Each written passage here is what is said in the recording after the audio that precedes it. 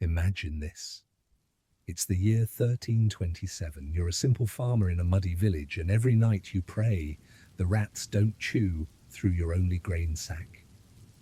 The roof leaks, the crops rot, and there's no break. Not from the storm, not from the stench, not from the struggle. Tonight we're going back to the fields and footpaths of medieval life, where survival meant battling nature every single day, and sleep was often a damp, restless affair.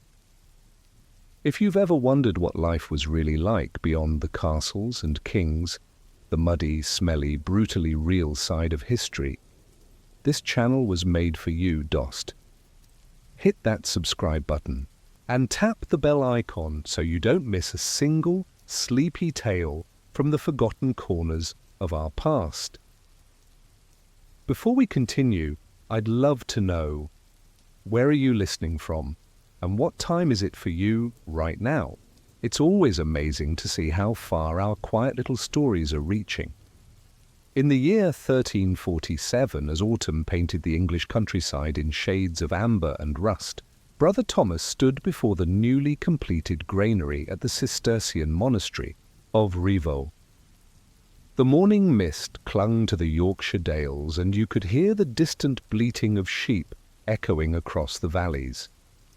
Thomas, appointed as the monastery's granariarius, the keeper of grain, ran his weathered hands along the smooth limestone surface of what the local masons called staddle stones.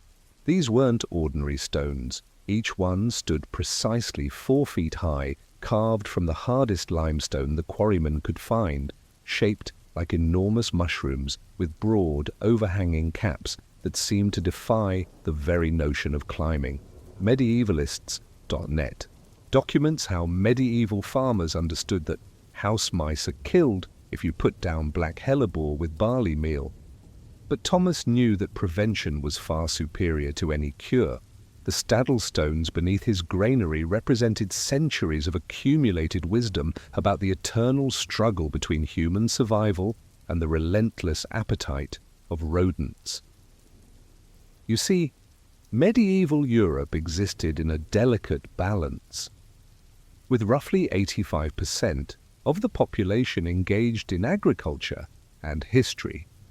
Hit noting that if crops failed, peasants faced starvation, the protection of stored grain became a matter of life and death. Thomas understood this viscerally.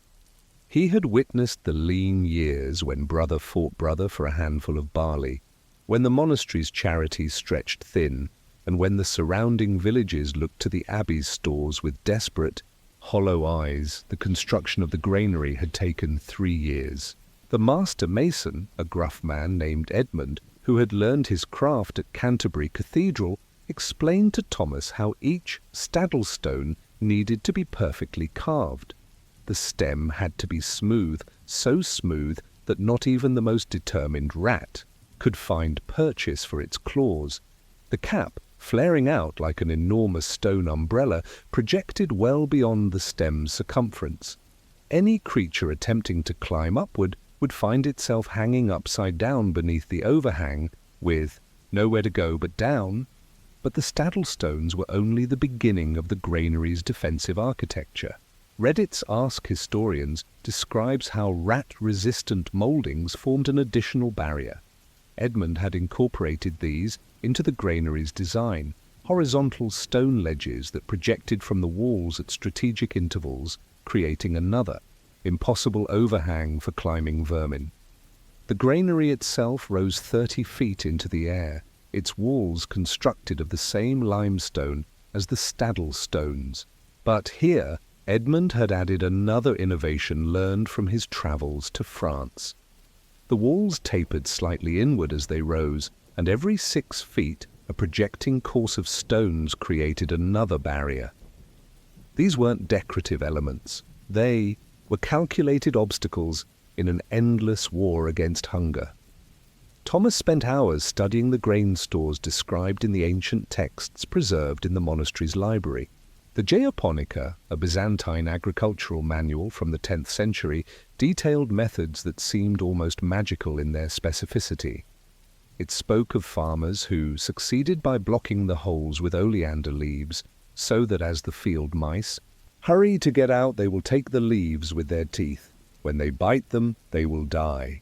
But Thomas preferred the certainty of stone and engineering to the uncertainties of plant poisons. Inside the granary, massive oak timbers supported floors designed to hold thousands of bushels of grain.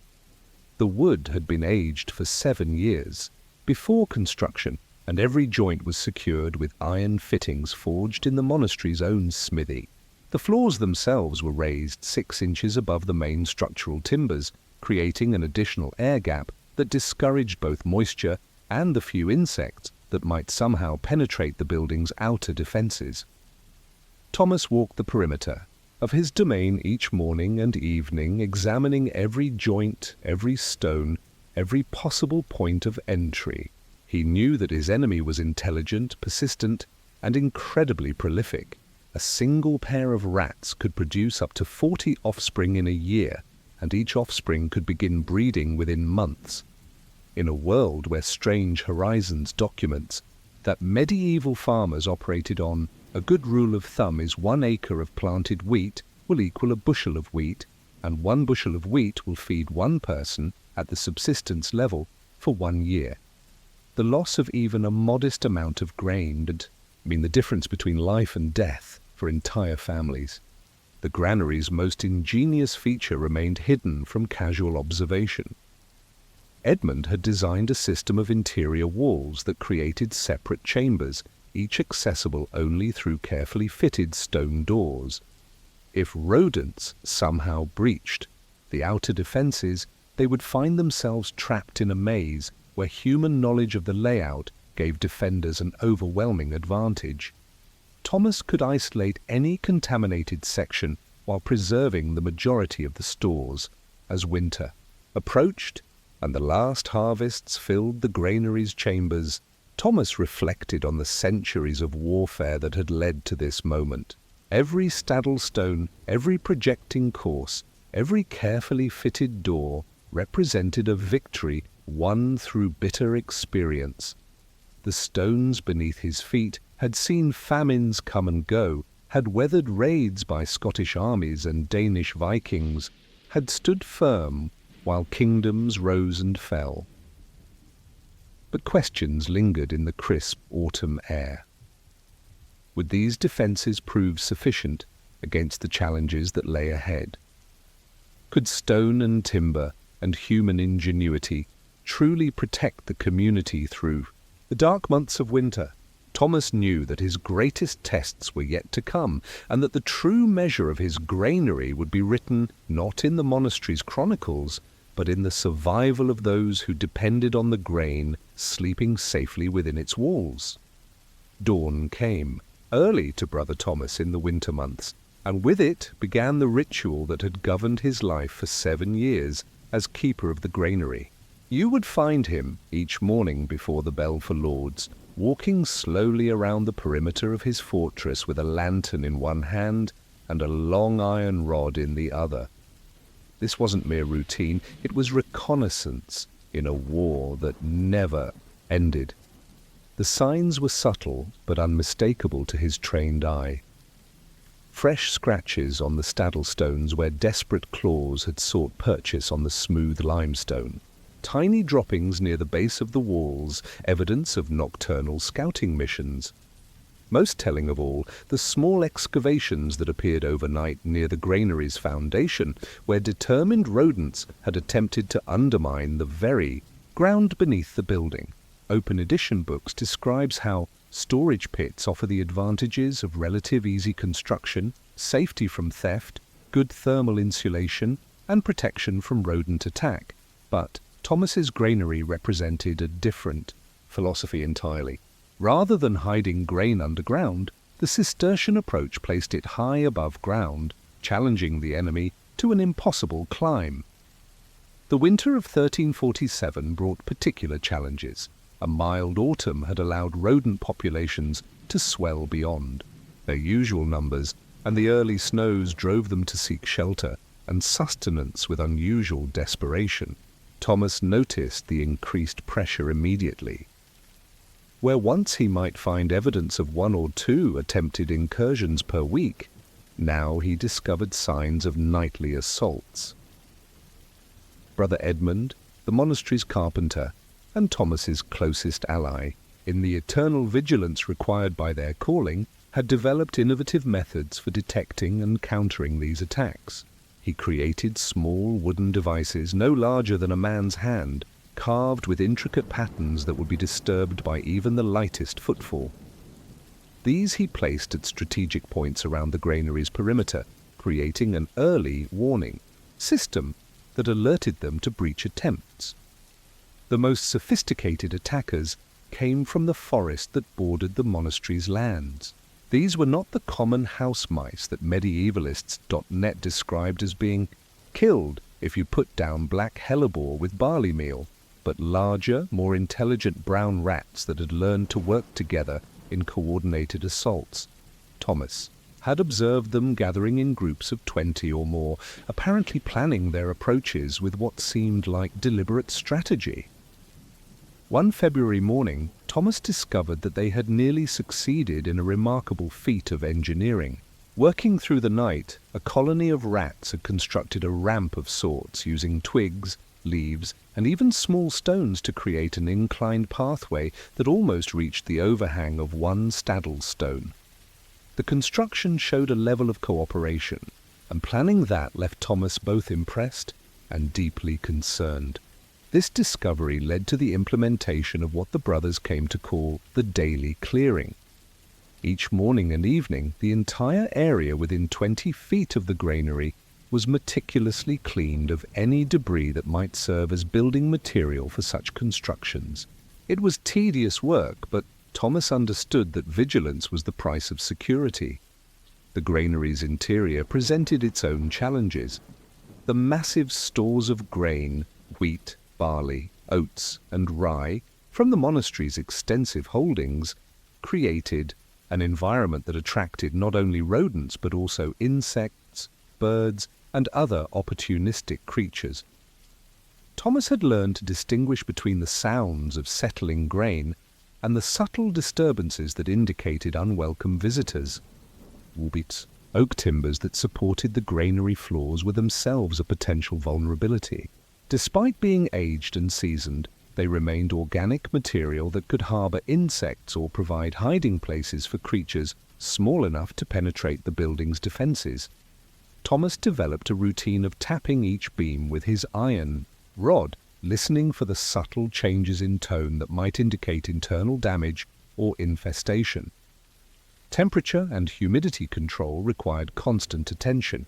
The granary's elevated design provided natural ventilation, but Thomas had to monitor conditions carefully to prevent the dampness that would encourage mold and rot while avoiding the excessive dryness that would make the grain brittle and prone to insect damage.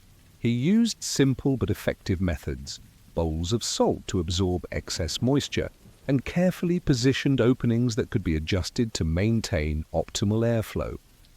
The spiritual dimension of his work was never far from Thomas's thoughts. The monastery's grain fed not only the brothers, but also the local poor who came to the abbey's gates seeking charity. History. It notes that medieval peasants had to pay to rent their land from their lord and a tax to the church called a tithe. But it was equally true that the church's obligation to provide for the destitute made the protection of stored grain a sacred duty. Brother Thomas also maintained detailed records of his observations, written in Latin on precious parchment. These chronicles documented seasonal patterns, successful defensive measures, and innovations that proved effective.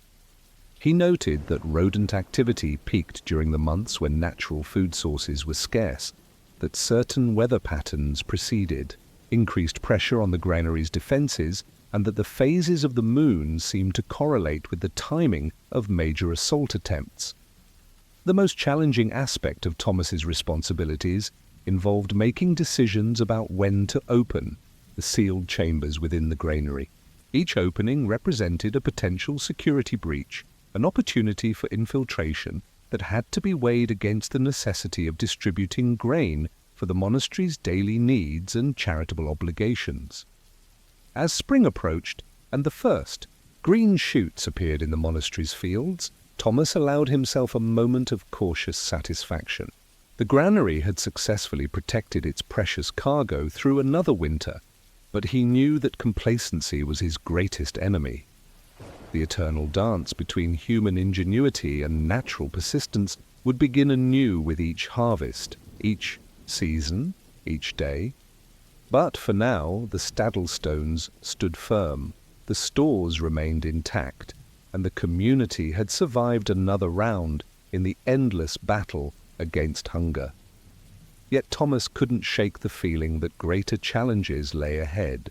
The rats seemed to be growing bolder, more organized in their efforts. What innovations would they develop next, and would his defenses prove adequate to meet them? By the spring of 1348, Brother Thomas had witnessed what would later be called a minor miracle of medieval engineering. His granary, perched high above the Yorkshire countryside on its fortress of Staddlestones, had successfully protected the monastery's grain stores through one of the harshest winters in living memory.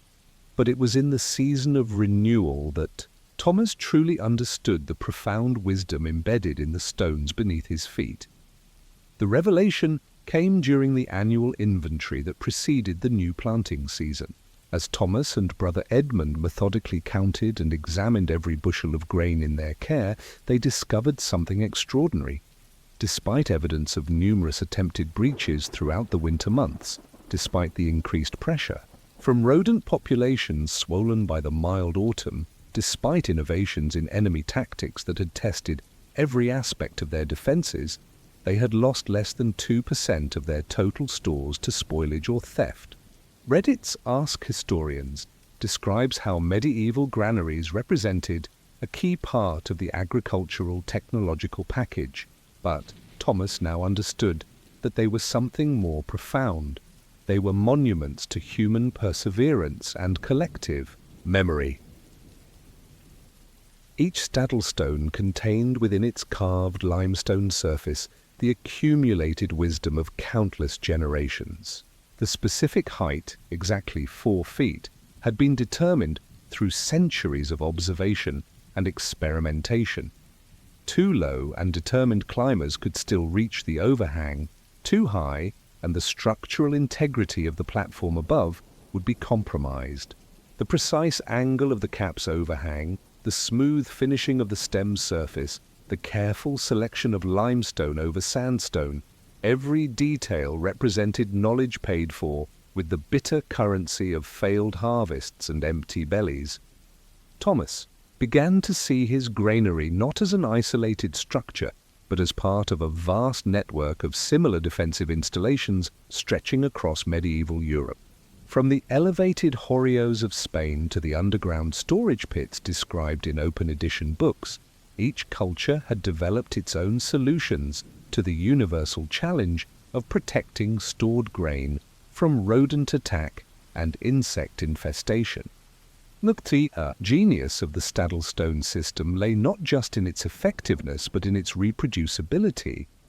Unlike the complex underground pits that required specific soil conditions and considerable excavation, or the elaborate stone moldings that demanded skilled masons, Staddlestones could be carved by any competent craftsman and adapted to local materials and conditions.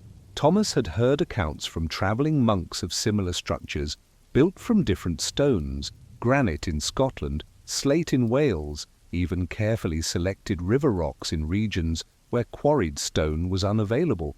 But the true test of the Staddlestone's wisdom came with the arrival of the Black Death in the autumn of 1348. As the plague swept across England, devastating communities and disrupting the careful rhythms of agricultural life, Thomas found himself protecting not just grain, but the very foundation of survival for an increasingly desperate population. The monastery became a refuge for survivors, from surrounding villages, and the granary's stores stretched to feed mouths that multiplied daily. Thomas watched as other storage methods failed across the region. Reports reached the abbey of underground pits flooded by autumn rains, their hermetic seals broken and their contents spoiled. Traditional barns with ground-level storage fell to increasingly bold rodent populations that seemed to sense the disruption in human vigilance. Through it all, the Staddle stones stood unmoved. Their elevation protected the grain from the flooding. That plagued ground-level storage, while their defensive design maintained its effectiveness, even as Thomas found himself with less time for his usual meticulous maintenance routines. The stones had been designed not just for optimal conditions, but for the chaos of crisis. Thomas began to understand that the Staddle stones represented something profound about medieval society's relationship with uncertainty. History, documents, how medieval life was nasty, brutish, and short. But the granary builders had looked beyond immediate survival to create systems that could endure through generations of crisis. As winter deepened and the plague's toll mounted, Thomas spent long hours in the granary, not just maintaining the stores but contemplating the continuity they represented. The grain sleeping safely in the chambers above had been grown by hands now stilled by disease, harvested by communities now scattered, yet the ancient stones continued their silent vigil, preserving not just food, but hope itself. The Staddle stones had become, Thomas realized, more than functional architecture. They were a form of prayer in limestone, a testament to faith in survival, a declaration that human communities would endure beyond any single crisis. In their simple, perfect form, they embodied the medieval understanding that the greatest victories were won not through grand gestures, but through patient, careful preparation for challenges that might not come for years or decades. When spring finally arrived in 1349, bringing with it the first tentative signs of recovery, Thomas stood once again among his Staddle stones. The plague had passed, leaving scars that would take generations to heal, but the granary had fulfilled its ancient promise. The grain that had sustained the community through its darkest hours had been protected by stones carved by masons who never could have imagined the specific crisis they helped to overcome. In that moment, Thomas understood the true meaning of the boring, meticulous work that had consumed his days. Every morning inspection, every careful measurement, every tiny adjustment to the granary's defenses had been part of a much larger human project, the slow, patient construction of resilience itself. The Staddle stones would outlive Thomas, outlive the monastery, outlive the very kingdom that had given them birth.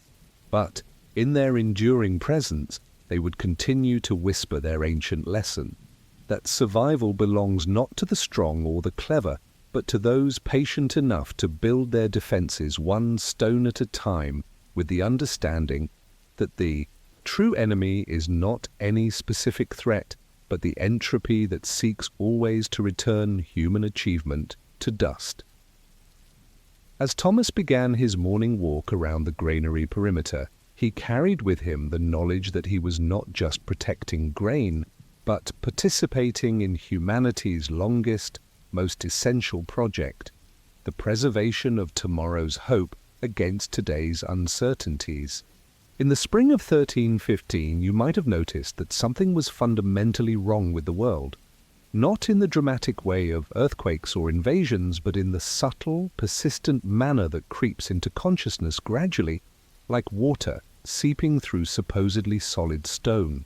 For generations, the people of Northern Europe had lived according to agricultural rhythms as predictable as the rising sun, but in that fateful spring the rain began to fall, and it simply would not stop.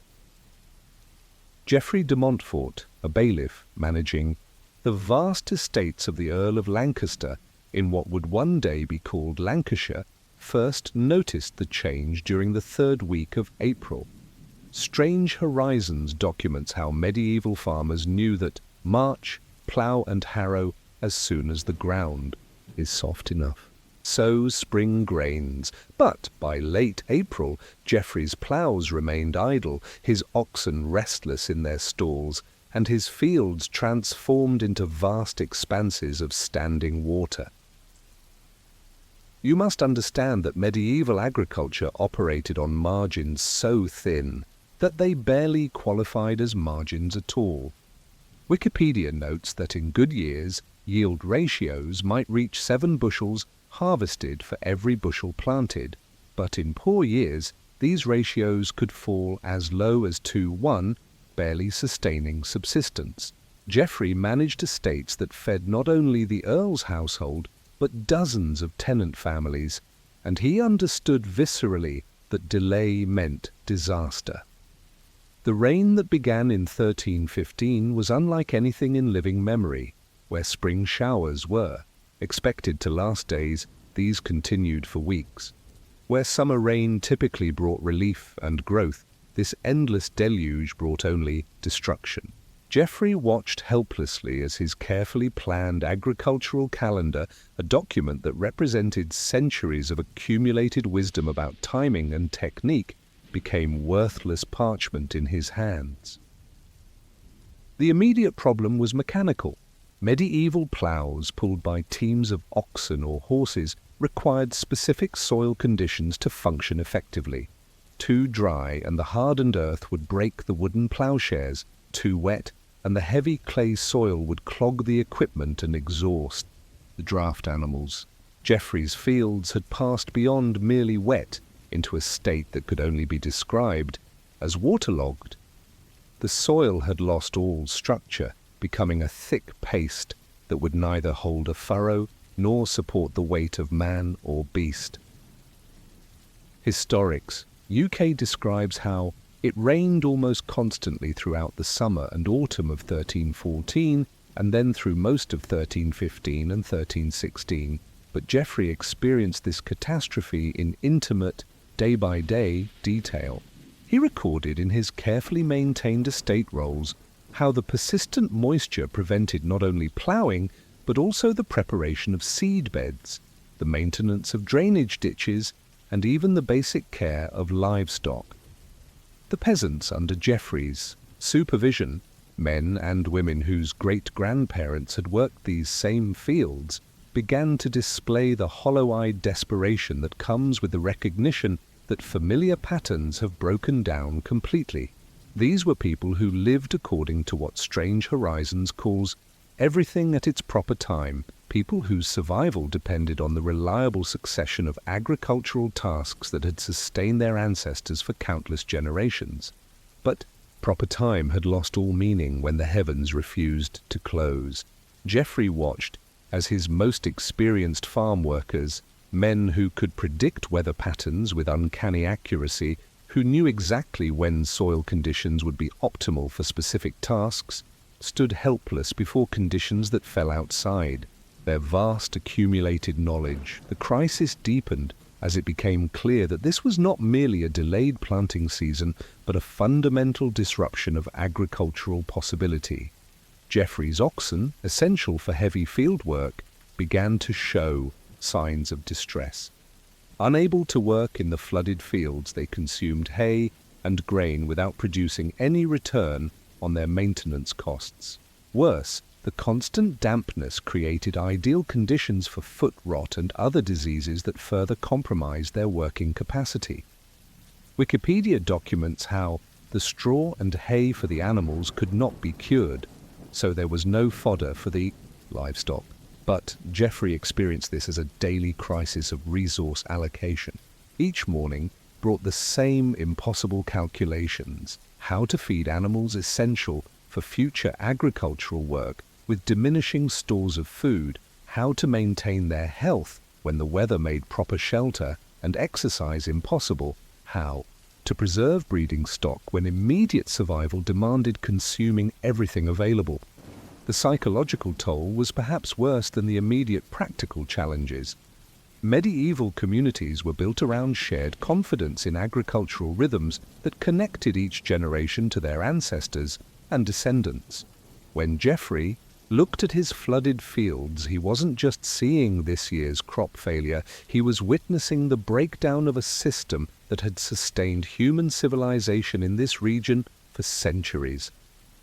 The rain continued through May, through June, into the heart of what should have been the growing season. Geoffrey began to hear reports from neighboring estates that confirmed his worst fears. The crisis extended far beyond his own holdings. This wasn't a local weather anomaly that might be compensated by trading with unaffected regions. Historic UK notes that most of Europe, extending east to Poland and south to the Alps, was affected, transforming a difficult season into what historians would later recognize as the beginning of the greatest subsistence crisis in medieval European history. As summer deepened and the rain continued, Geoffrey found himself managing not just agricultural failure but the beginning of social breakdown.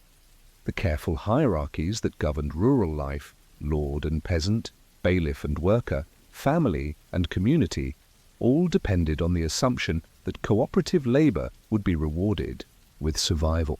When that assumption collapsed, everything else began to unravel as well. Geoffrey's estate rolls from this period, preserved in archives that he could never have imagined, record his growing desperation in the careful language of administrative routine. Entries that began with optimistic plans for spring planting gradually transformed into stark inventories of depleted resources and failed harvests. But between the lines of these formal documents, you can trace the outline of a catastrophe that would reshape European society for generations to come. As autumn approached, with no break in the weather, Geoffrey faced the terrible knowledge that his community was entering winter with no harvest, depleted food stores, and weakened livestock. The rain that had begun as an inconvenience had become something far more sinister, a preview of humanity's vulnerability to forces completely beyond human control or understanding. By the autumn of 1315, Geoffrey de Montfort had become an unwilling expert in the mathematics of starvation. His neat columns of figures, recorded in the estate rolls with the same careful precision his father had taught him, now told a story that no amount of accounting skill could solve. Where his ledgers once tracked the comfortable surplus that sustained a thriving rural community, they now documented the systematic consumption of everything that stood between his people and death. The harvest that should have filled the estate's granaries in September yielded barely enough grain to seed the following year's planting, if there would be a following year's planting. Wikipedia documents how grains were brought indoors in urns and pots to keep dry, but Geoffrey's grain never had the chance to dry. What little wheat and barley had managed to grow in the waterlogged fields rotted in the sheaves, blackened by molds that thrived in the endless dampness. You must understand that medieval communities operated on what modern economists would recognize as just-in-time supply chains, except that their just-in-time was measured in years rather than hours. Geoffrey's estate typically maintained grain stores sufficient for 18 months of normal consumption, with the understanding that this buffer would carry the community through one bad harvest, while they waited for the next growing season to restore abundance. But the failure of 1315 wasn't just bad, it was total. Geoffrey found himself making calculations that violated every principle of sustainable resource management he had learned. Should he preserve the oxen that would be essential for ploughing next year's fields, even though their daily consumption of hay and grain could feed a peasant family for a week? Should he maintain the seed grain for next year's planting, even though people were beginning to eye those stores with the desperate hunger of the truly starving? The answers to these questions revealed themselves with brutal clarity as winter deepened. Historic UK describes how things got so bad in the winter of 1315-1316 that the peasants ate the seed grain they had stored for planting in the spring. Geoffrey watched this happen on his own estate, knowing that each consumed seed represented not just today's survival, but tomorrow's impossibility. The social structures that had governed rural life for centuries began to collapse under the pressure of sustained hunger. Geoffrey recorded in his rolls how tenant farmers who had worked their plots for generations simply abandoned their holdings, taking to the roads in search of food that existed nowhere within walking distance. History. Hit documents how medieval peasants normally had to pay to rent their land from their lord. But what meaning did rent have when the land could produce nothing? Geoffrey's most heart-wrenching entries chronicle the breakdown of family structures that had seemed as permanent as the stone walls of the village church. Parents who had never imagined such choices found themselves unable to feed all their children. Historic UK notes that parents who could no longer feed their families abandoned their children to fend for themselves. And Geoffrey witnessed this tragedy repeatedly among the families under his care. The estate's livestock presented another series of impossible choices. Draft animals essential for future agricultural work consumed resources that could keep humans alive through the winter. But slaughtering them for meat would provide only temporary relief, while ensuring that no recovery would be possible when the rains finally stopped. Geoffrey's rolls record the gradual sacrifice of the future for the sake of immediate survival. First, the pigs designated for breeding, then the younger oxen, finally, even some of the precious draft horses. Wikipedia documents how cattle disease caused sheep and cattle numbers to fall as much as 80%. But Geoffrey experienced this statistic as a daily series of individual tragedies. Animals weakened by poor nutrition fell victim to diseases that would have been manageable in normal times. The sheep he had counted on for wool, milk, and eventual meat died in their pens, their bodies too weak to fight off infections that thrived in the constant dampness. The spring of 1316 brought no relief. Geoffrey's careful preparations for planting revealed the full scope of the previous year's catastrophe. Not only did he lack adequate seed grain, but many of his fields remained too waterlogged to work. The few oxen that had survived the winter were weak and ill-suited for the heavy labor of preparing soil that had been underwater for more than a year. Geoffrey began to receive reports that tested his ability to believe his own records. Historic UK describes how the population here resorted to eating dogs and horses in the worst affected regions, and Geoffrey's correspondence with bailiffs on other estates confirmed that such desperate measures were becoming common across northern England. The careful accounting that had once tracked prosperity now documented increasingly creative methods of finding calories. Geoffrey's rolls record the systematic harvesting of acorns, beechnuts, and other forest foods that had previously been considered emergency rations. Wild herbs, roots, and even tree bark entered the estate's food supply as families experimented with anything that might provide nutrition. Wikipedia notes that people began to harvest wild edible roots, grasses, nuts, and bark in the forests, but Geoffrey observed how quickly these resources became depleted when entire communities turned to foraging simultaneously. The forests that had once seemed inexhaustibly abundant were stripped bare within months, leading to conflicts between neighboring communities over access to remaining wild food sources. As 1316 wore on, Geoffrey confronted the terrible possibility that his estate, and indeed his entire region, might not survive as a functioning agricultural community. The infrastructure of medieval farming wasn't just fields and buildings, it was also the accumulated knowledge of generations, the carefully maintained breeding lines of livestock, the social relationships that made cooperative labor possible. All of these were being consumed in the desperate struggle for immediate survival. Geoffrey's most sobering realization was that recovery, when it came, would require not just better weather, but the reconstruction of everything that had been lost. The seed grain consumed in the winter of 1315-1316 would need to be replaced from distant regions. The livestock slaughtered for meat would need to be bred back up to working levels. Most challenging of all, the human community itself would need to be rebuilt from the scattered fragments of families and individuals who might somehow survive until the rains finally stopped. But when would they stop?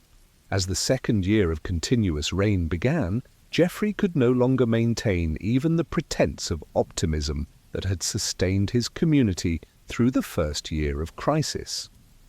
The summer of 1317 brought Geoffrey de Montfort face to face with a paradox that would haunt him for the rest of his life.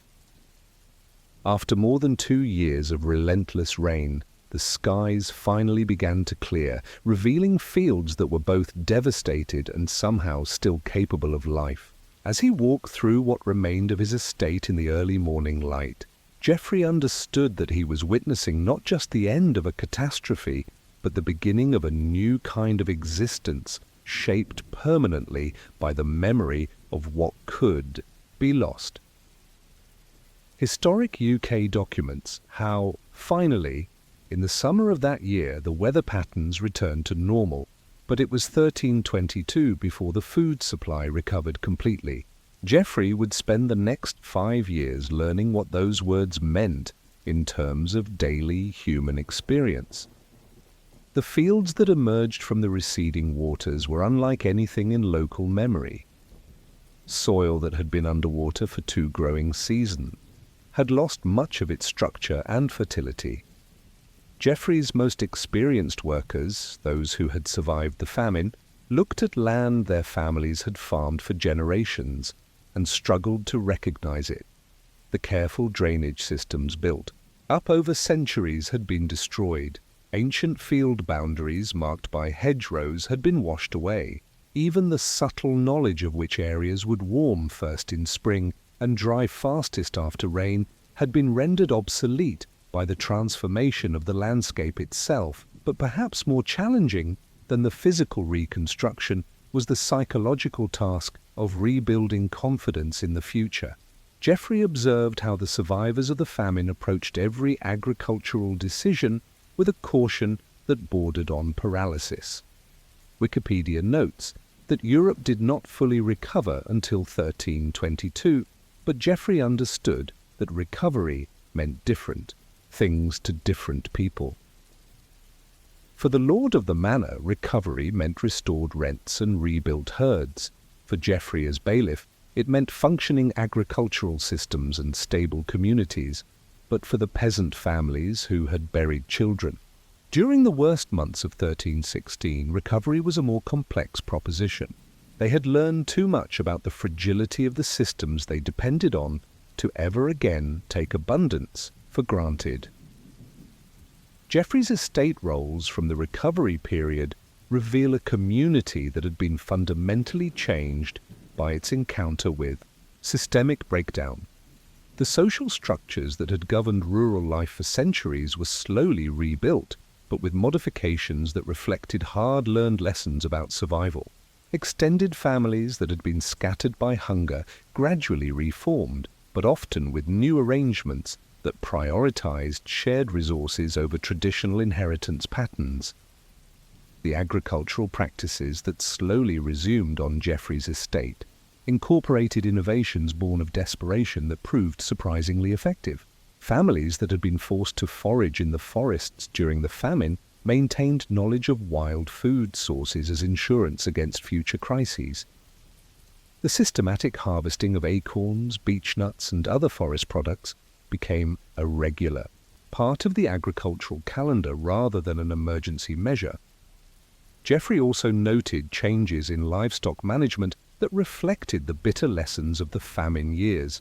Farmers who had been forced to slaughter their breeding stock were now intensely focused on maintaining genetic diversity and surplus animals. The careful breeding programs that had once aimed for maximum size or milk production were replaced by strategies that prioritized hardiness and survival under adverse conditions. Perhaps most significantly, the community's relationship with stored grain had been permanently altered.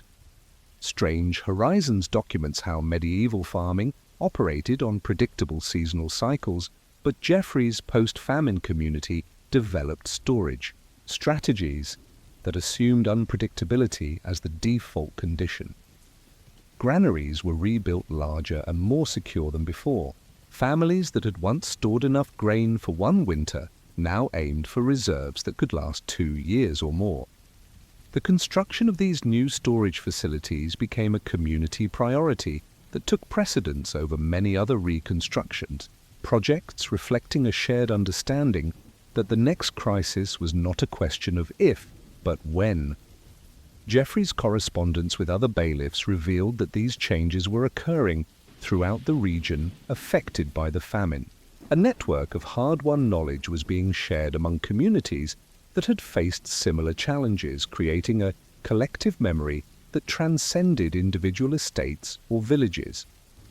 But the most profound change was psychological. Jeffrey observed how the famine had altered the community's relationship with time itself.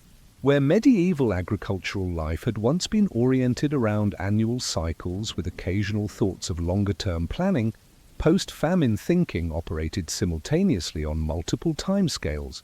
Every decision was evaluated not just for its immediate consequences or its impact on this year's harvest, but for its implications during the next inevitable crisis. This shift in temporal perspective influenced everything from marriage arrangements to field management. Young people delayed marriage and childbearing until they had accumulated sufficient resources to weather a crisis. Field rotation systems were modified to maintain some productivity even under the worst weather conditions. Even religious observances were adjusted to acknowledge the community's new understanding of vulnerability and interdependence. Jeffrey's final entries about the famine period reflect a man who had been forced to become a different kind of leader than he had ever expected to be. Where his role had once involved managing prosperity and growth, he had learned to manage scarcity and decline. Where he had once mediated between competing interests within a stable system, he had learned to hold communities together during system collapse. Historic UK notes that the Great Famine was only the first of a series of severe crises to hit Europe in the 14th century. The Black Death was just around the corner. Jeffrey would face that next crisis with knowledge gained through the bitter experience of the rain years, but also with the understanding that no amount of preparation could guarantee survival. As he walked through his rebuilt estate in the autumn of 1322, Jeffrey carried with him the memory of empty granaries and abandoned fields, of families scattered by hunger, and communities held together by nothing more than shared determination to survive.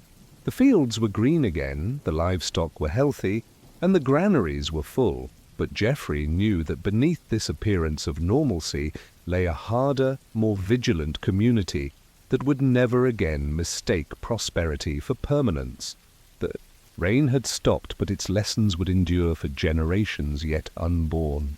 In the remote highlands of medieval Yemen, where the monsoons painted the terraced mountainsides green for brief, precious months each year, a master builder named Ahmad ibn Yusuf stood at the edge of a carefully excavated pit and contemplated the mathematics of survival. You might think that digging a hole in the ground was simple work, but Ahmad understood that he was constructing something far more complex, a hermetically sealed fortress designed to wage war against time itself.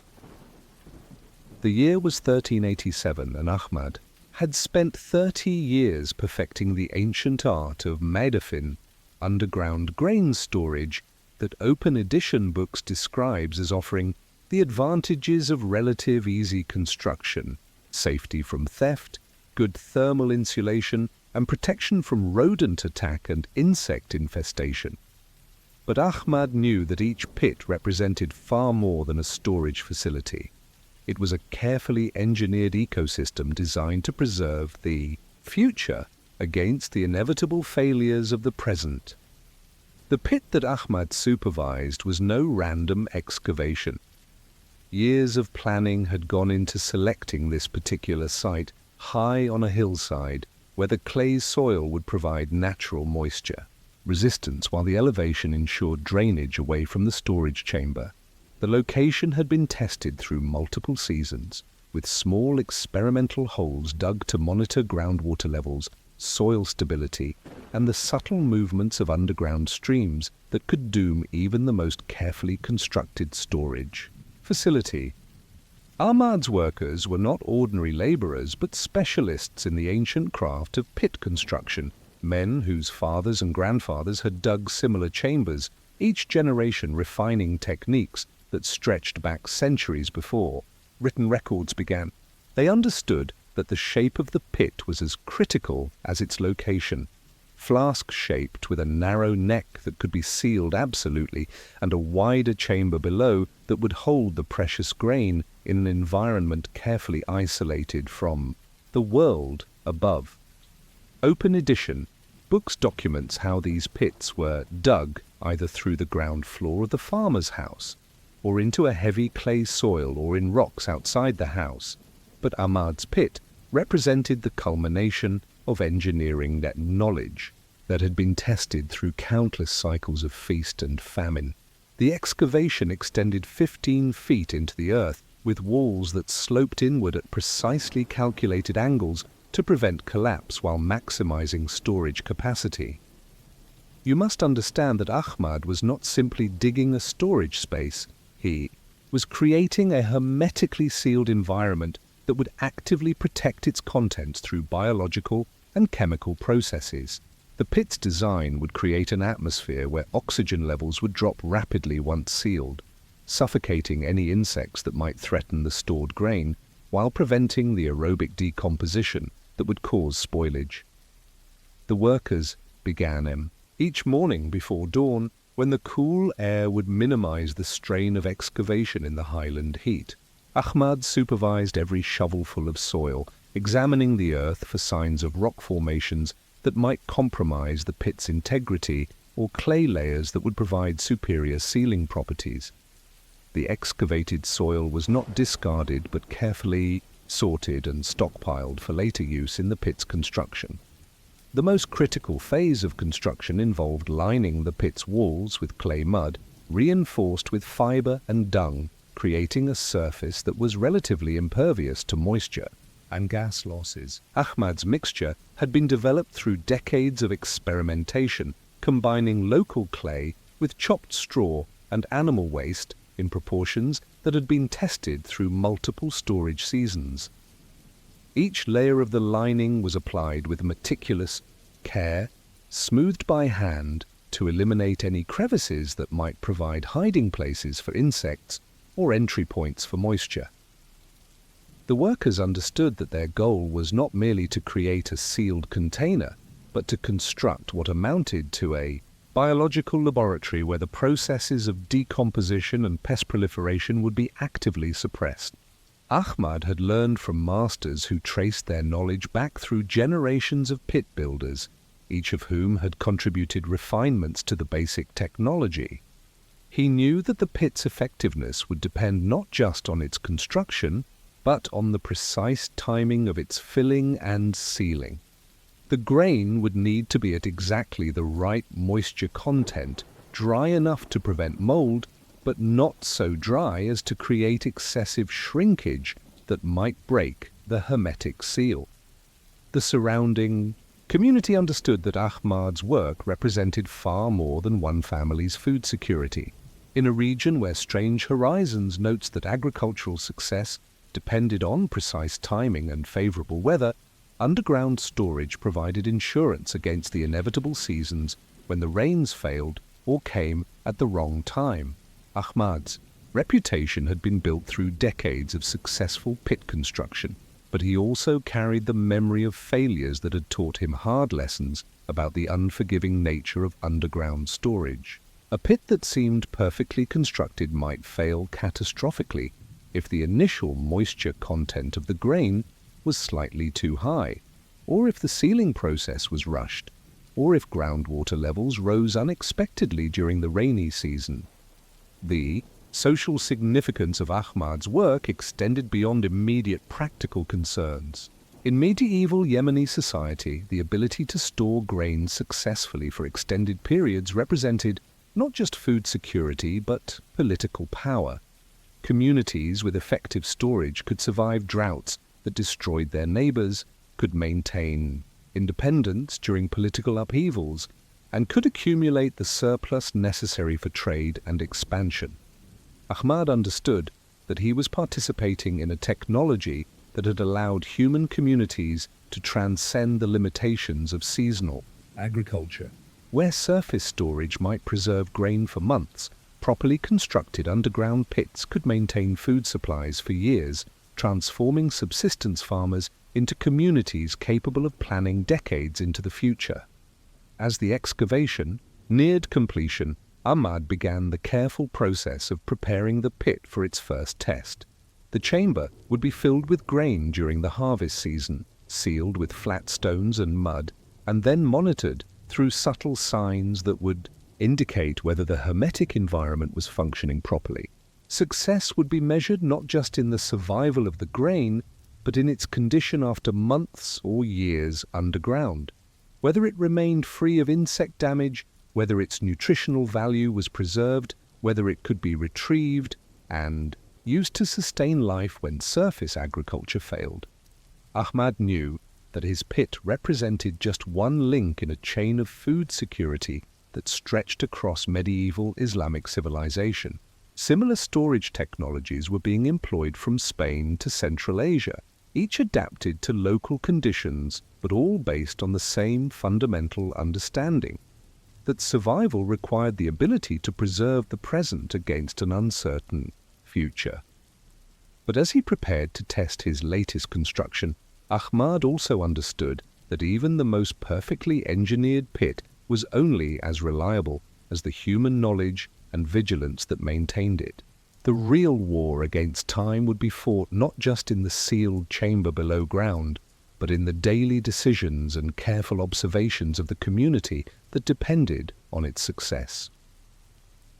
3 months after the first sealing of Ahmad ibn Yusuf's storage pit, the true test of medieval underground preservation began. You would not have noticed anything dramatic happening above ground, just a circle of carefully fitted stones covered with dried mud, indistinguishable from the rocky outcroppings that dotted the Yemeni highlands. But 15 feet below the surface, a fascinating biological drama was unfolding that represented centuries of accumulated knowledge about the science of preservation. Ahmad had learned from his masters that the first 48 hours after sealing were the most critical in determining whether a pit would successfully preserve its contents for years or fail catastrophically within weeks. Open edition books documents how, under completely sealed conditions with a high level of infestation, less than 2% oxygen can be achieved in less than 2 days. But Ahmad understood that this simple statement masked a complex process that required precise management of multiple variables. The grain that filled Ahmad's pit had been harvested at exactly the right moment in its development, when moisture content was low enough to prevent mold growth, but high enough to maintain the grain's viability for eventual planting. Each variety of grain, wheat, barley, sorghum, and millet, had its own optimal moisture range, and Ahmad had tested samples from each batch using techniques passed down through generations of storage specialists. The biological process that would preserve the grain depended on what modern scientists would call anaerobic conditions, but Ahmad understood it in more practical terms. The stored grain and any insects present would quickly consume the available oxygen in the sealed chamber, creating an environment where neither pests nor spoilage organisms could survive. The key was ensuring that the seal was tight enough to prevent oxygen from leaking back into the chamber. Ahmad monitored the pit's condition through subtle signs that revealed the success or failure of the preservation process. The most important indicator was the behavior of a small clay vessel that he had placed just inside the pit's neck before sealing.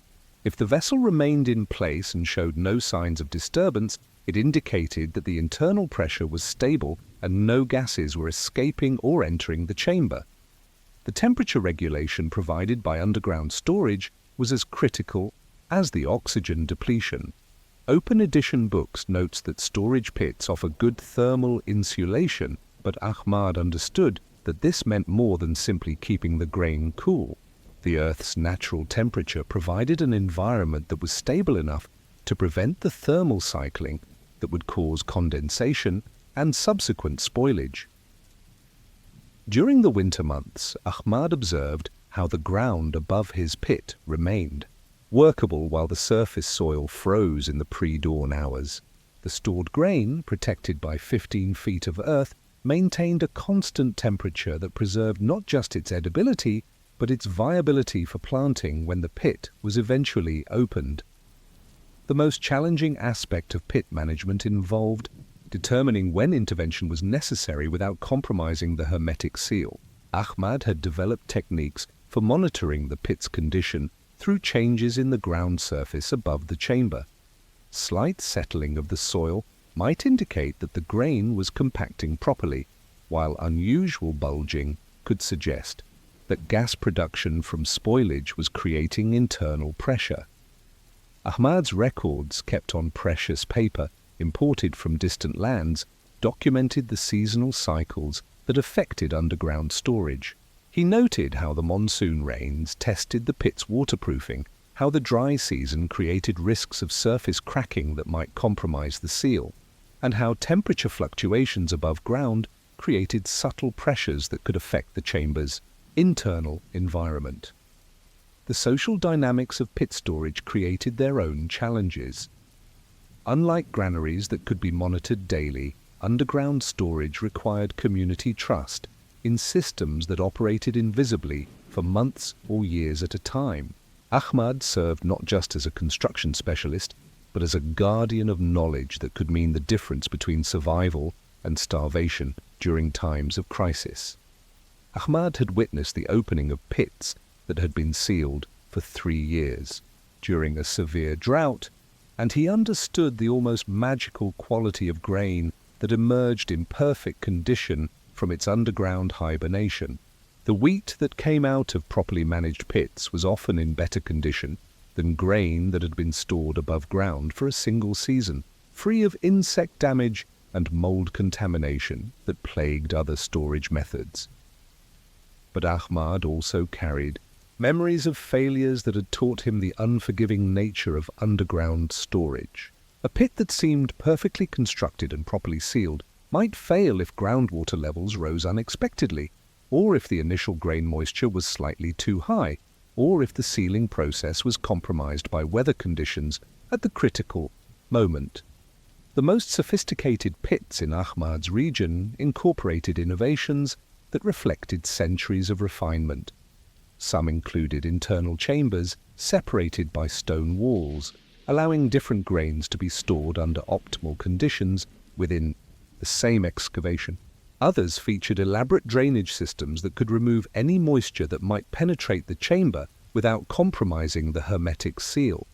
Ahmad understood that his storage pits represented a technology that had allowed medieval Islamic civilization to support populations far larger than seasonal agriculture alone could sustain. The ability to preserve grain for multiple years enabled communities to survive droughts, wars, and other disruptions that would have been catastrophic for societies dependent on annual harvests. The knowledge that Ahmad possessed was not written in books, but embedded in practical experience that could only be transmitted through hands-on apprenticeship. He could determine the optimal moisture content of grain by feel, could predict the success of a seal by observing the behavior of the covering materials, and could diagnose problems with underground storage through subtle signs that would be invisible to untrained observers. As spring approached and the time came to test his Latest pit, Ahmad reflected on the profound responsibility that came with mastering this ancient technology. The grains sleeping safely in the chamber below represented not just food for his immediate community, but the accumulated surplus that could sustain them through the inevitable lean years that punctuated life in the highlands. Ahmad's most complex challenge involved calculating the precise timing for opening the pits. Open edition books documents how grain stored by this method remains in good condition for a long time, provided that their moisture content is low and the soil is dry. But Ahmad understood that even perfectly preserved grain would deteriorate rapidly once exposed to air and humidity. The decision of when to open a pit required balancing multiple factors: current food needs, storage capacity for the newly harvested grain, market conditions that might make trading advantageous, and weather patterns that could affect the opening process. Ahmad had developed a sophisticated understanding of these interconnected variables that allowed him to optimize not just preservation, but the strategic deployment of stored resources. The community's relationship with Ahmad's pits reflected a deeper understanding of time and security that distinguished medieval Islamic civilization from societies dependent on more precarious storage methods. Where European granaries might preserve grain for 1 or 2 seasons at most, Ahmad's underground fortresses could maintain food supplies for half a decade or more, fundamentally altering the community's relationship with agricultural risk. Ahmad's reputation extended beyond his immediate region because the knowledge he represented was essential for urban centers that depended on agricultural surplus transported from distant areas. The great cities of medieval Islam could not have existed without storage technologies that allowed the accumulation and preservation of grain on a scale sufficient to feed non-agricultural populations. But perhaps most importantly, Ahmad understood that his work represented a form of intergenerational responsibility that connected him to ancestors he had never met and descendants he would never see. The pits he constructed would outlast his own lifetime, providing security for communities yet unborn, just as he had benefited from the accumulated knowledge of masters who had perfected these techniques through centuries of experimentation and refinement. As Ahmad prepared to open his test pit for the first time, he carried with him the understanding that success would be measured not just in the condition of the grain, but in the confidence it would give his community to plan for a future that extended beyond the next harvest, beyond the next drought, beyond the next crisis that would test their ability to survive in a world where the margin between abundance and catastrophe remained forever thin. 2 years after the sealing of Ahmad ibn Yusuf's masterwork pit, a severe drought settled over the Yemeni highlands with the remorseless persistence of divine judgment. The terraced fields that had sustained the community for generations withered to brown stubble, the carefully maintained irrigation channels carried only dust, and the monsoons that should have brought salvation in the spring of 1389 simply failed to arrive. You might think that such a crisis would have driven the community to desperate measures, but Ahmad watched with quiet satisfaction as his neighbors approached the disaster with a calm that bordered on indifference. They possessed something that drought could not touch: the patient accumulation of 2 years' worth of perfectly preserved grain, sleeping safely in the underground fortress that Ahmad had constructed according to principles refined through centuries of bitter experience. The opening of the pit required as much care and ceremony as its initial sealing. Ahmad had learned from masters who understood that the transition from hermetic storage to active use was the most dangerous moment in the preservation cycle. Open edition books documents how properly stored grain remains in good condition for a long time, but Ahmad knew that even perfectly preserved food could be contaminated or spoiled during the retrieval process. The community gathered before dawn, On the day appointed for opening, not out of desperation, but in recognition of the significance of what they were about to witness, Ahmad had timed the opening to coincide with optimal weather conditions, low humidity, steady temperature, and no prospect of rain that might compromise the grain as it was brought to the surface. The removal of the covering stones revealed the narrow neck of the pit, sealed with layers of clay and organic material that had hardened into an almost impermeable barrier. Ahmad's apprentices worked carefully to break this seal, using tools specifically designed to avoid damaging the chamber below while ensuring that no contaminated material fell into the stored grain. The first indication of success came with the escape of gases from the sealed chamber, not the putrid smell of decomposition that would indicate catastrophic failure, but the clean, slightly sweet aroma of grain that had been preserved in an oxygen-free environment. Ahmad tested the escaping air with methods passed down through generations, confirming that the hermetic seal had functioned exactly as intended. The grain that emerged from the pit after 2 years underground was in condition that bordered on the miraculous. Each kernel remained plump and viable, free of the insect damage that plagued surface storage, unmarked by the mold and rot that would have destroyed grain stored in less sophisticated facilities. Ahmad's techniques had succeeded in stopping time itself, preserving the harvest of 1387 in perfect condition for use in the crisis of 1389. But the true measure of Ahmad's achievement was not just the preservation of individual kernels, but the maintenance of the grain's nutritional value and viability for planting. The wheat that came from the pit could not only feed the community through the drought, but could also be planted when the rains eventually returned, ensuring that the cycle of agriculture could continue without interruption. The community's response to the opened pit revealed how underground storage had fundamentally altered their relationship with agricultural uncertainty. Where neighboring villages faced the drought with the desperation of communities whose survival depended entirely on seasonal rainfall, Ahmad's neighbors approached the crisis with the confidence of people who had transcended the limitations of annual agriculture. Ahmad observed how the availability of preserved grain affected not just immediate survival, but the community's strategic decision-making during the crisis. With food security guaranteed, they could focus resources on maintaining their agricultural infrastructure, repairing terraces, cleaning irrigation channels, preserving breeding stock, rather than consuming everything available for immediate survival. The political implications of successful underground storage extended far beyond the immediate community. Ahmad received visitors from distant regions who sought to learn the techniques that had allowed his village to prosper, while others struggled. The knowledge he represented was becoming recognized as essential infrastructure for any community that hoped to achieve long-term stability in an uncertain environment. But Ahmad also understood the limitations of underground storage and the dangers of overconfidence in any single preservation strategy.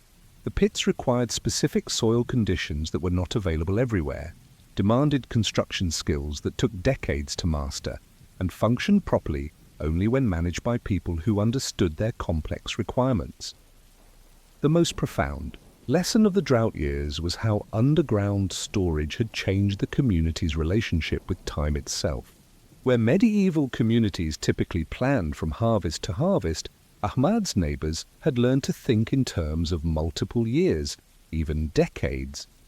The grain stored in the pits represented not just emergency rations, but the foundation for long-term strategies that transcended individual growing seasons. Ahmad's records from the drought period reveal a master craftsman who understood that his greatest achievement was not any individual pit, but the establishment of a storage system that could operate reliably across generations. The techniques he had refined and the apprentices he had trained would continue to serve the community long after his own death, creating a legacy of food security that would endure through crises, yet unimagined. As the drought finally broke in, the winter of 1391 and the first tentative rains began to fill the irrigation channels. Ahmad reflected on the broader significance of what underground storage represented. In a world where most communities lived at the mercy of weather patterns they could not control, his pits offered something approaching mastery over time and circumstance. The grain that had sustained his community through 2 years of drought had been grown during a season of abundance that most people would have forgotten by the time crisis arrived.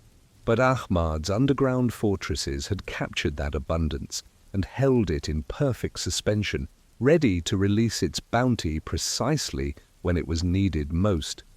Ahmad understood that he had become a guardian of knowledge that represented humanity's most essential skill, the ability to preserve the present against an uncertain future.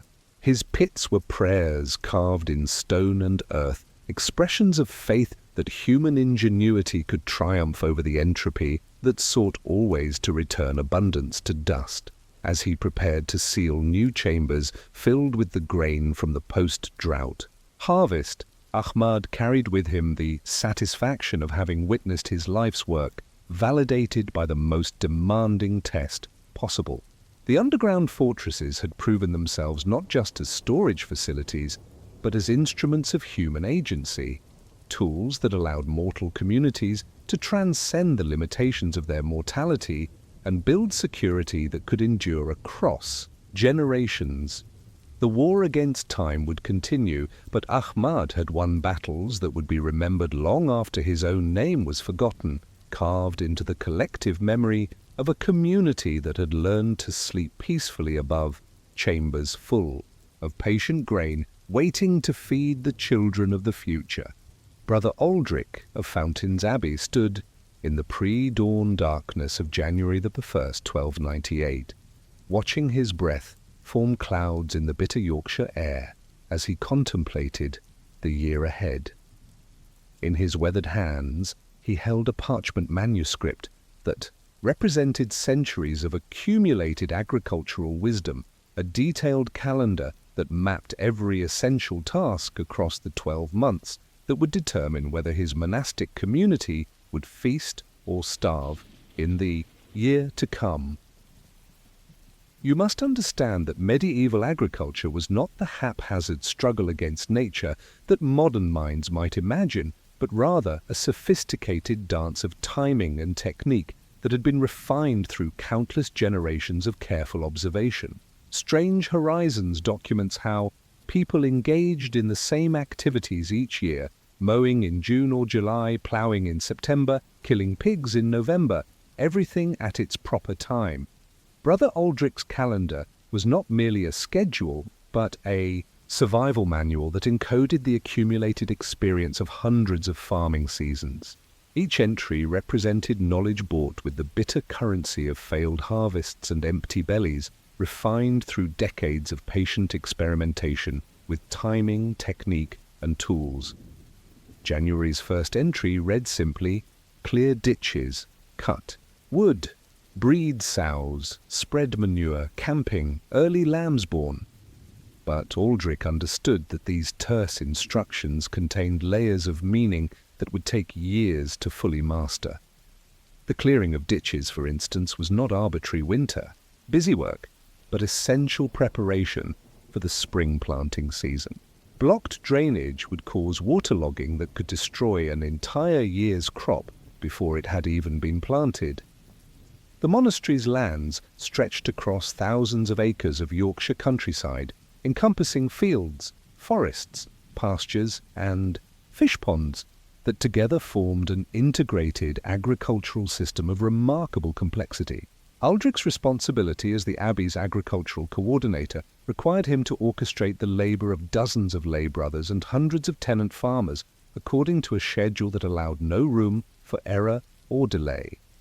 The breeding of sows in January reflected deep understanding of reproductive cycles and seasonal resource availability. Strange Horizons notes that April, plant onions and leeks, plant flax, wean calves, get milking and dairy work underway, farrowing, birth of piglets. The January breeding would result in spring births, when resources would be most abundant and weather conditions optimal for piglet survival. Aldrich had learned from his predecessors that successful medieval agriculture required thinking simultaneously, on multiple timescales.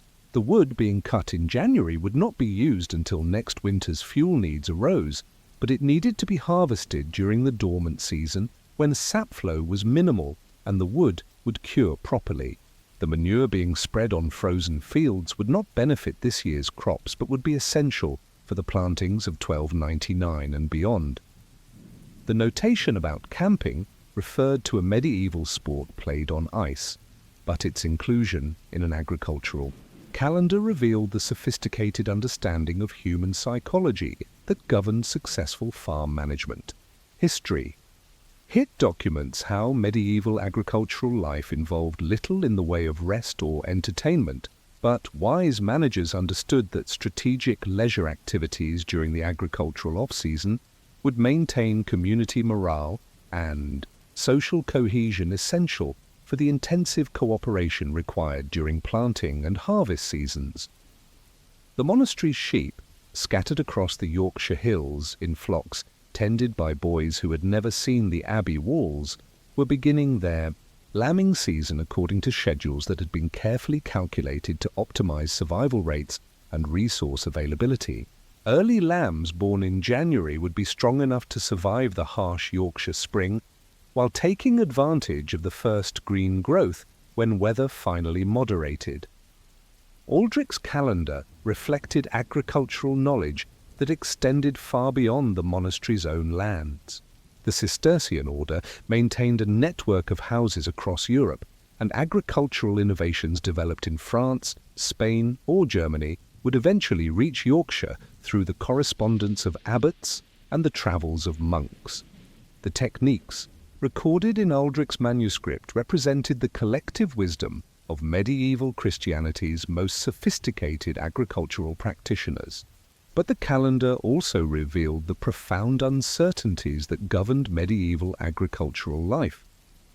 Each entry was written as a confident declaration of what should be done when, but Aldrich understood that weather, disease, and countless other variables could render the most careful planning obsolete. The true skill lay not in following the calendar blindly, but in understanding when conditions demanded deviation from established practices. The monastery's agricultural system operated according to principles that would be recognized by modern permaculture practitioners: integrated pest management, soil improvement through organic amendments, diversified cropping that reduced risk while maximizing yields, and careful attention to the ecological relationships that sustained long-term productivity. Aldrich's morning inspection of the monastery's infrastructure during the January cold revealed the winter's toll on buildings, tools, and equipment that would be essential for the year ahead. Broken ploughs needed to be repaired before the March ploughing season. Damaged barn roops needed attention before they were needed for storing the coming harvest. Worn harnesses required replacement before the intensive work periods of spring and summer. The social dimension of agricultural planning was as critical as the technical aspects. Aldrich needed to coordinate not only the activities of his own monastic community, but also the labor obligations of tenant farmers, the seasonal availability of hired workers, and the competing demands of religious observance and agricultural necessity. As January's short days gave way to the subtle lengthening that promised spring's eventual arrival, Aldrich reflected on the profound responsibility that came with managing an agricultural system that sustained hundreds of people. Every decision recorded in his calendar would ripple through the year ahead, affecting not just the monastery's prosperity, but the survival of families who depended on the abbey's success for their own security. The calendar in his hands was more than a scheduling document. It was a prayer written in the language of practical wisdom, a testament to faith in the possibility that human knowledge and divine providence could work together to transform the raw materials of earth and season into the abundance necessary for civilization itself. But as Aldrich prepared to begin the year's first tasks, he understood that the calendar's true test would come not in the careful planning of ideal conditions, but in the countless adjustments and adaptations that would be required when reality inevitably diverged from the perfect year that existed only on parchment. By the time Brother Aldrich reached the month of June in 1298, the agricultural calendar that had seemed so theoretical during January's frozen mornings had become the urgent rhythm of daily survival. You would have found him in the monastery's fields before dawn, not in contemplation, but in frantic coordination of the most critical period in the medieval agricultural year, the race against time and weather that would determine whether the community would eat or starve in the months to come. Strange Horizons documents how June, wash and shear sheep, shear lambs later in the month, start mowing hay, but Aldrich experienced these terse calendar entries as a complex orchestration of human labor, animal cooperation, and natural timing that allowed no room for error or delay. The sheep shearing that began each June morning represented far more than a simple harvesting of wool. The monastery's flocks, scattered across hundreds of acres of Yorkshire hillside, had to be gathered by shepherds who had learned to work with dogs bred specifically for herding. The animals needed to be brought to the abbey's shearing yards, in precise sequence, ewes first, then lambs, with careful attention to the stress levels that could affect both wool quality and animal health. Aldrich had learned from bitter experience that the timing of sheep shearing was as critical as any other agricultural operation. Too early, and the animals would suffer from exposure during unpredictable spring weather. Too late, and the wool would become matted and difficult to process, while the sheep would suffer during the heat of high summer. The narrow window of optimal timing required Aldrich to balance meteorological prediction, animal physiology, and labor availability with the precision of a military campaign. The monastery's hay meadows presented their own complex challenges.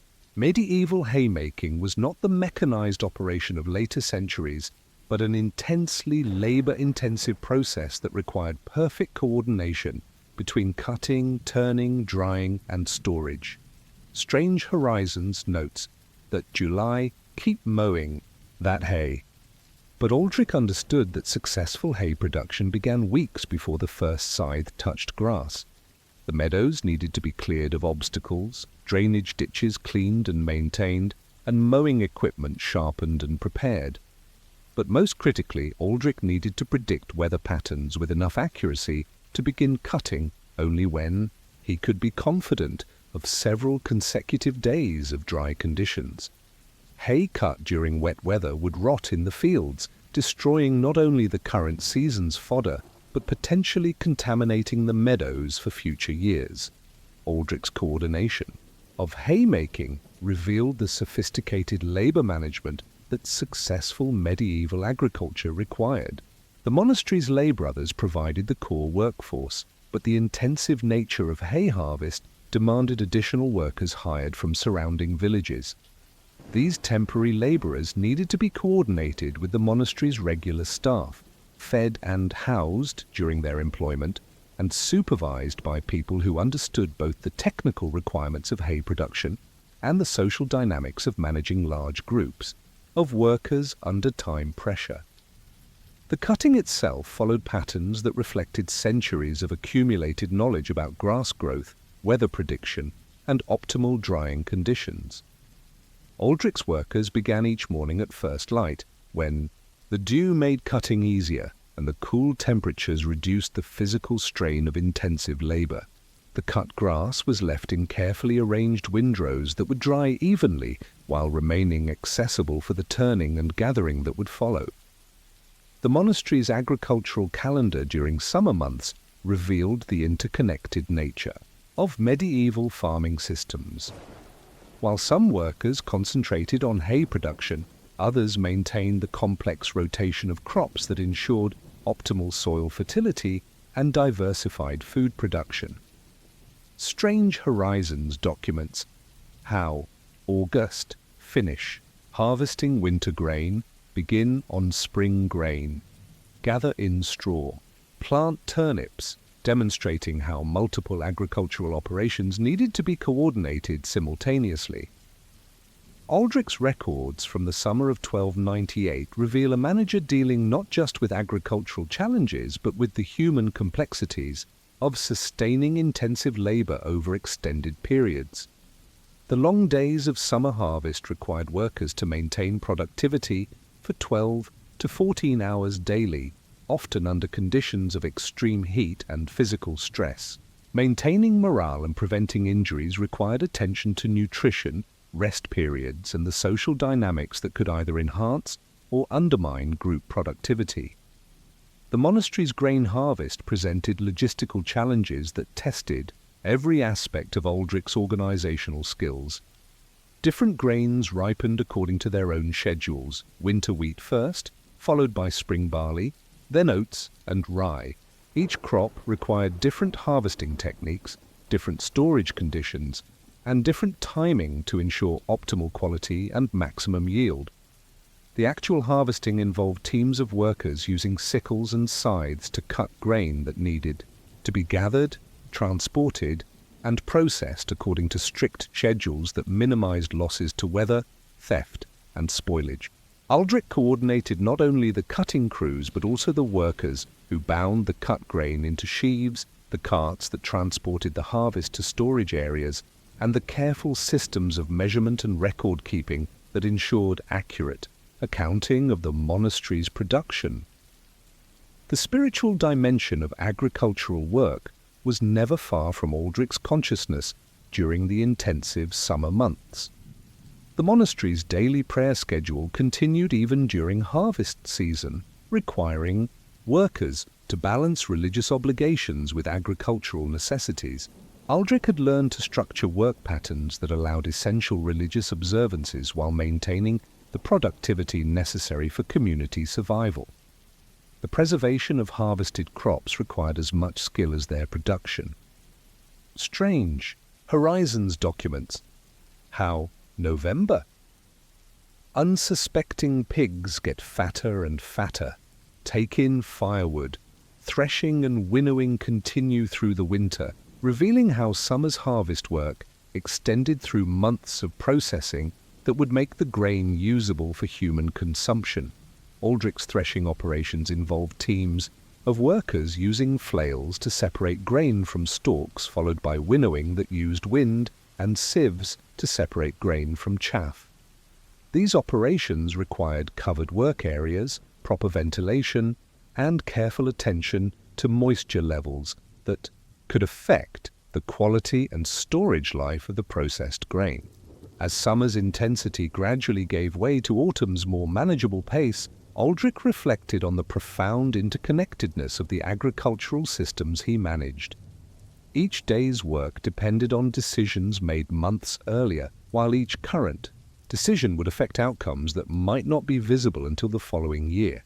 The calendar that had guided his planning was proving its worth, but Aldrich understood that the true test of his management would come during the winter months, when the community would depend entirely on the abundance they had captured during summer's brief window of productivity.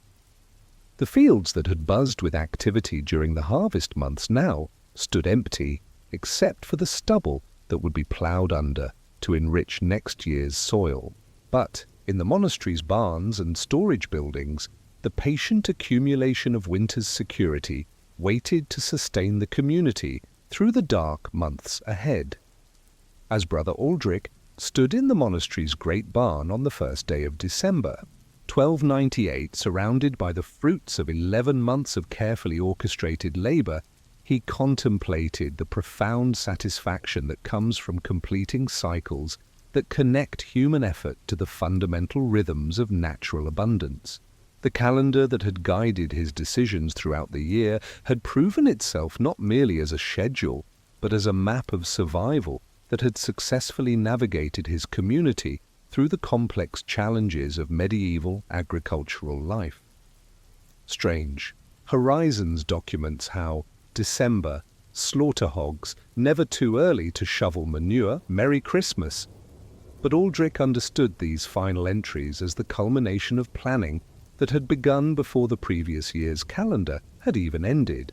The hogs being slaughtered in December had been bred according to schedules determined 18 months earlier, fed on surplus grain and forest forage according to calculations that balanced multiple competing demands for limited resources. The monastery's barns held the tangible evidence of the year's success.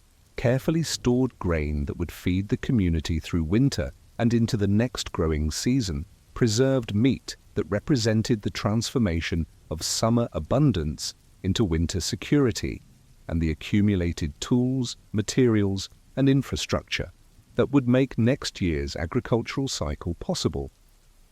Aldrich's final task for 1298 involved the preparation of the calendar for 1299, but this was not simply a matter of copying the previous year's schedule. Each year brought lessons that needed to be incorporated into future planning.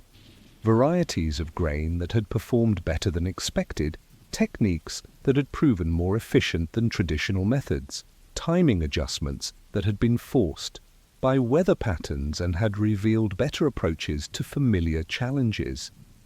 The year's experience had validated many of the calendar's prescriptions, while revealing areas where refinement would improve future outcomes. The January breeding of sows had indeed produced healthy litters in April, but Aldrich noted that slightly later breeding might result in piglets better synchronized with peak pasture conditions. The June hay harvest had been successful, but earlier preparation of equipment might have captured additional productivity during the narrow windows of optimal weather. Aldrich's records from 1298 revealed the sophisticated understanding of ecological relationships that governed successful medieval agriculture. The monastery's fields had been managed not as isolated production units, but as components of an integrated system where the waste products of one operation became the raw materials for another. Straw from grain production provided bedding for livestock, whose manure-enriched soil that would support future crops, while the rotation of different crops maintained soil fertility and reduced pest pressure.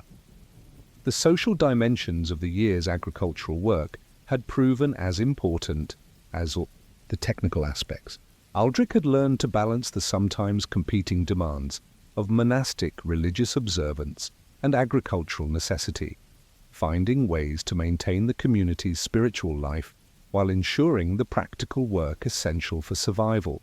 The integration of hired seasonal workers with the monastery's permanent staff had required diplomatic skills as sophisticated as any technical agricultural knowledge. The monastery's success in 1298 had broader implications for the surrounding region.